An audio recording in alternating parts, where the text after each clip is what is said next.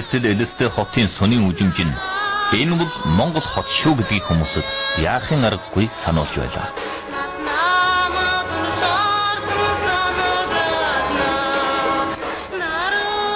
Олон эрдэмтэн доктор ажиллаж байгаа Халимаг улсын соёл туужийн хүрээлэнд очоод бид Оросд Халимаг Монгол академич 20 хэд байгааг мэдлээ. 400 түмэн Монгол хүнтэй өвөр Монголд ганцхан Монгол академичтэй байхад 16 түмэн хүнтэй Халимгад ийм олон Монгол академичтэй байх нь үнэхээр ил тод харьцуулал болж байгаа юм.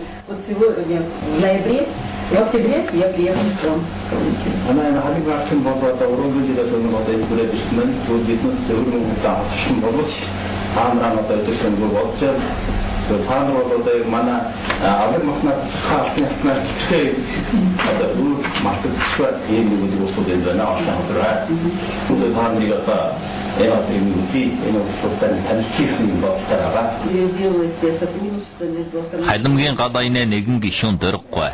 Энд нэг яснаа адил сонирхолтой хүмүүстэйгээ уулзаад их баярлж байлаа. Халимгад бас хошууд авахтай хүн чөөнгүй байдаг болохоор тэр өөрийн бичсэн Алшаа хошууд ном ба Алшаа дуучин алтан жижигхэн дууны аймгийг соёл туужийн хүрээлэнд тусгайлан бэлгэллээ.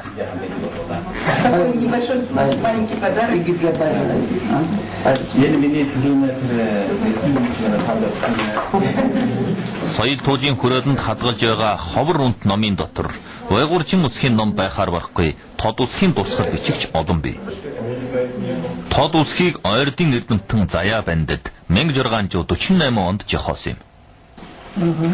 Ингээд ажиллаа тэгээд ном бурхнаа номад бидний дэрэг хадгалж байна. Соёл туужийн хүрээлэнгийн номын санд насааран ажилласан энэ насны хэлэхээр энд байгаа номууд бол Халимаг монголчуудын өөрсдийнх нь бичсэн номоос гадна хуучин чад чуглуулсан олон монгол номууд Оросын эл хотод байсныг энд чуглуулж авчирсны хамт Монгол улсын эрдэмтэн Бээрэнчин Чөдэмдэн сүрэн нар шин ном гарах бүрий тус номын санд илгээдэг байсан. Одоо энэ зам мөр тасаржээ гэж байлаа.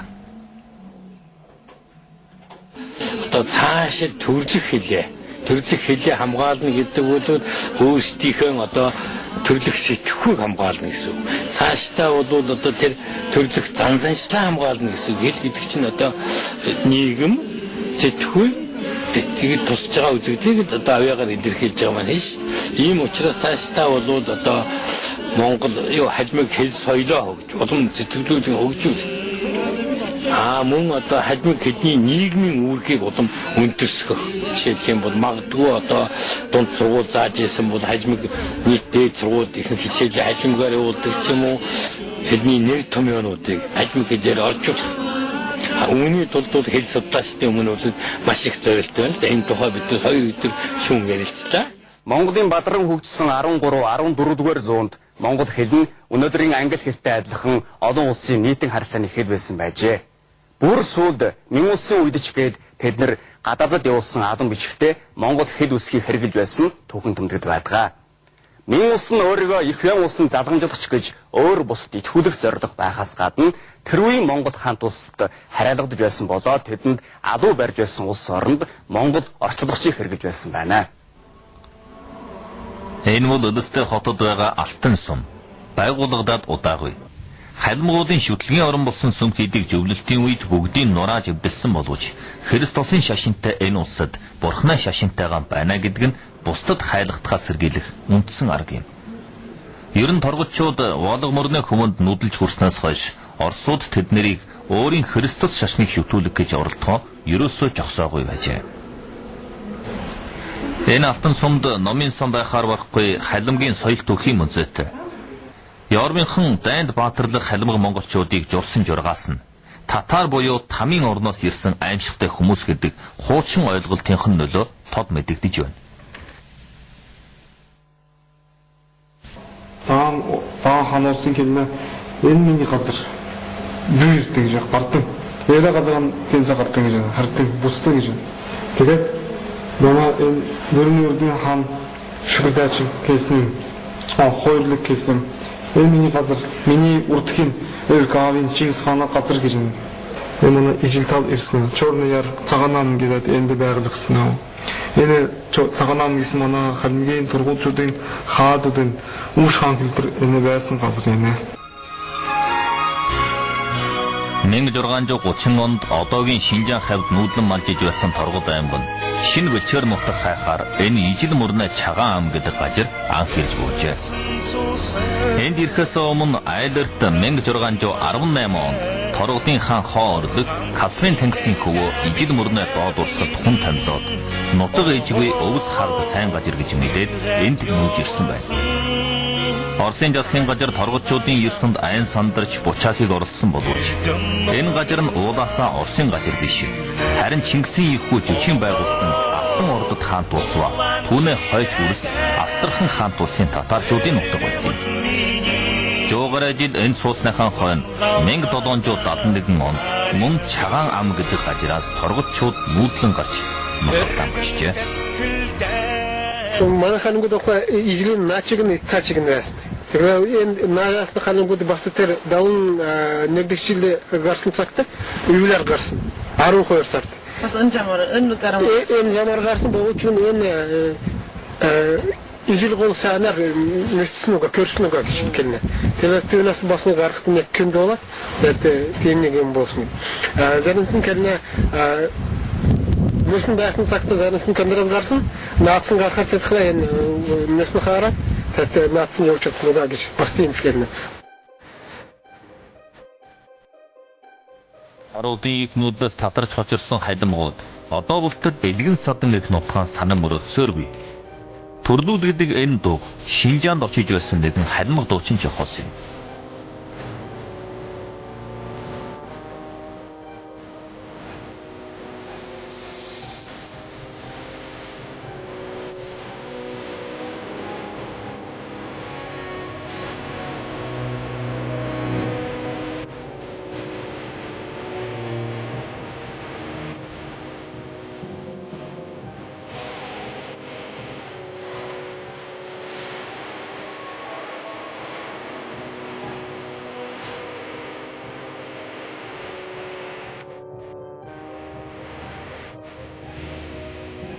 Торгодууд хамтдаа байхад хүчирхэг Торгод хаант улсыг байгуулж, ялангуяа Аюуг хааны үед жагч иргэд удас үндэснийг дайлан ажиллаж, Оросуудыг айлган алдар нэрээр мандуулж байсан юм.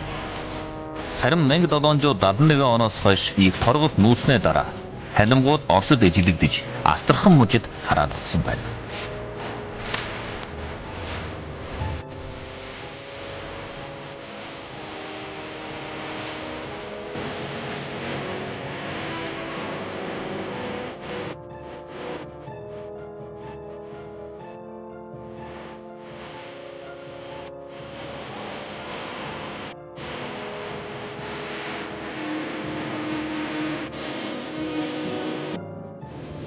Торгодын нүүдэл бол уярын жавхлант гунагт жижиг юм.